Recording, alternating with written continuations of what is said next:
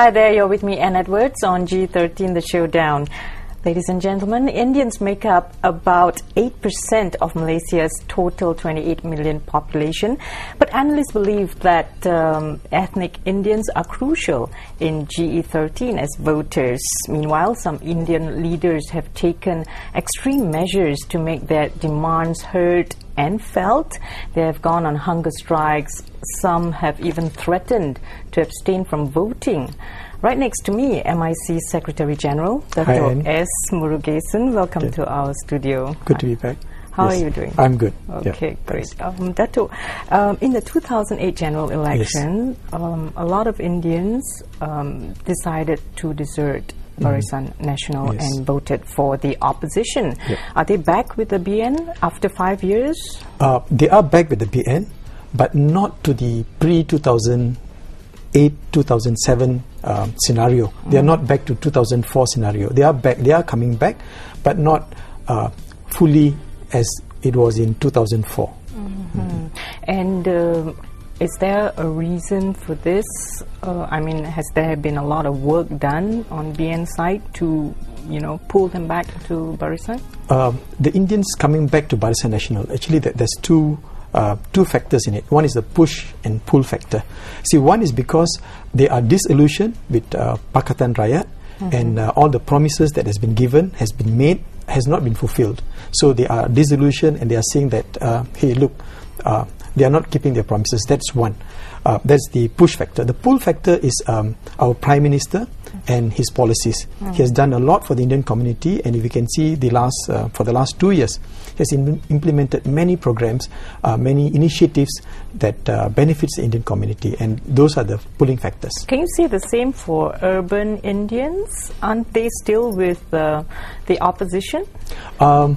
There's a slight distinction when it comes to urban Indian. Their needs are quite different from the rural Indians, and the urban Indians, they are more towards the middle income group, and therefore their demands are different. But those issues are also being addressed. Say for instance, their issues are educational opportunities, job opportunities, loans for businesses. Those are the issues that are dear to them, and those are the issues that are being addressed right now. And what about, in my opening I did mention about some leaders have taken extreme measures, including going on hunger strikes and also threatening to abstain from voting if their demands are not felt, and these are Hindraf leaders. What is your take on this?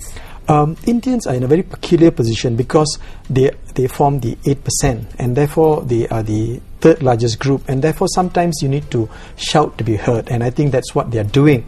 But however, I disagree with the notion of abstaining from voting in order to make your point heard. Because why don't you agree to this? I don't agree that you need to abstain. I think it's done in India as well, the hunger strike thing and all that. Hunger strike, that is his method. But I think in a healthy political system where you're allowed to voice out your views and give your opinion, I think it's more easier. It's better to engage in debates and in dialogues instead of resorting to a hunger strike. Right. But don't you, to a certain extent, agree that what their demands, what some of their demands are saying is that the hardcore poor among the Indian community should be addressed, and this has not been addressed, very effectively. Indians are discriminated against. Okay, and some of the things that they are asking, it overlaps with what MIC is fighting for. There's a great amount of overlap, and that there are areas that we agree with them, and I'm sure there are areas that they agree with us. But when you go on a hunger strike and you say, look, it's all or nothing, that becomes difficult. That's one. Okay, the other thing is, with regard to the poor, the government has got a program to eradicate poverty across board. It doesn't matter. Has it been effective? Sometimes the implementation and the delivery mechanism, we are facing a lot of problem in terms of delivery mechanism. That are by the government. Yes, those are the issues that we need to address, and that we are addressing it.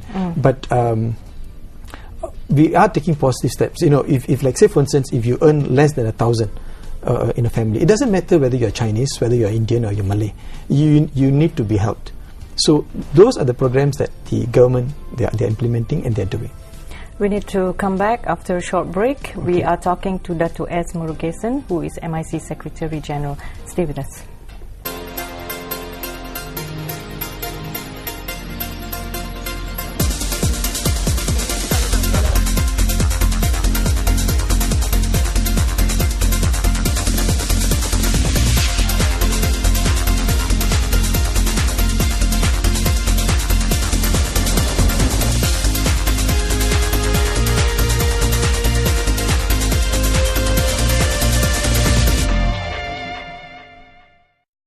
You're watching GE13, the Showdown with me, Anne Edwards. We've been talking to Datuk S Murugesan, who is MIC Secretary General, on a lot of Indian issues, and also, of course, in GE13, how crucial is Indian votes here?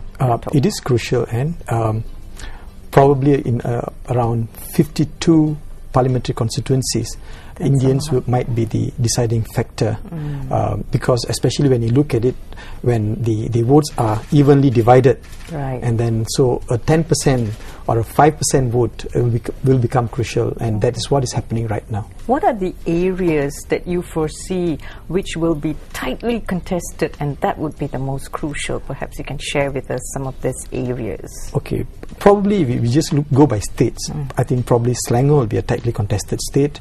Okay. Perak will be a tightly contested state. Kedah. These are the main three frontline states, and probably to a certain extent you can see there will be contests in Johor, Negeri Sembilan, Penang, and might even be Kelantan and Terengganu. Is the mechanism all geared up? Yes, we have been geared up, and we have been waiting for the last 1 year. List has been handed over to the leadership. Any feedback on that? That I can't reveal, but I think it's an ongoing process. That is something that the PM and the President they are discussing, and I'm not privy to it. And even if I know, I'm not in no position to reveal it. So will there be like a choice for, you know, those who are expected to contest, you know, to what extent can they actually choose these areas? Because that would be also the main issue. I am sure most candidates will want to contest in safe areas. I don't think the candidates have that much of a say in where they're going to contest. I think the Prime Minister and the President, they are putting the party and the Barisan Nasional before individuals, and they will look at who is the best individual to contest in that particular seat for this general election. I think they are looking just at that, and therefore some might not get a seat, and some unexpected candidates might come up. What are some of the issues that you expect will be brought up and will be debated for, you know, it will be a very heated debate, you know, as far as Indian issues are concerned? I think Indian issues, the main thing will be whether are they in the mainstream of the development, and whether has the BN taken stock of their grievances, and those issues has been addressed. I think those are the things as far as BN is concerned. As far as the opposition are concerned, I think the main issue will be to what extent did they keep their promises that were made during the last general election. And what is your take on that? I think clearly they did not keep their promises, not only to the Indian community, but I think to all the communities. They promised more than what they can deliver, and they were seen as not keeping their word. That's the main thing. Whereas you can see the Prime Minister and Barisan Nasional, you know, especially after Najib has taken over, there are many things that were not promised but are being implemented.